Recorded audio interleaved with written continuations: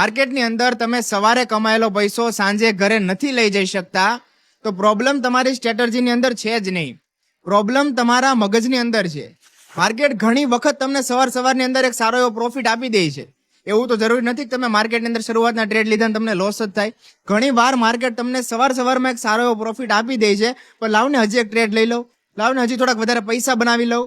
આ લાલચની અંદર જે સવારે કમાયેલો પૈસો છે એ સાંજે એટ ધી એન્ડ લોસની અંદર કન્વર્ટ થઈ જાય છે અને સાંજે તમે લોસ લઈને ઘરે જાઓ છો. રિયલ ટ્રેડર એ નથી કે જે માર્કેટની અંદર પ્રોફિટ બનાવતો હોય. પ્રોફિટ બધા બનાવતા હોય. રિયલ ટ્રેડર એ છે કે જે માર્કેટની અંદર પોતાનો પ્રોફિટ છે એને પ્રોટેક્ટ કરતા શીખે, એની રક્ષા કરતા શીખે. એને બહુ સારી રીતે ખબર છે કે મારે ક્યાં અટકવું છે અને ટ્રેડિંગની અંદર અટકવું બહુ જરૂરી છે. કારણ કે આ માર્કેટની અંદર પૈસો એ જ બનાવે છે કે જે પોતાના ઇમોશન્સ ઉપર સ્ટોપ લોસ લગાવે છે. આપણને બધાને ખબર છે કે ચાર્ટ ઉપર સ્ટોપ લોસ લગાવવો બહુ જરૂરી છે, પણ પોતાના ઇમોશન્સ ઉપર સ્ટોપ લોસ લગાવવો એના કરતા વધારે જરૂરી છે. પોતાની લાલચ ઉપર સ્ટોપ લોસ લગાવવો એના કરતા વધારે જરૂરી છે.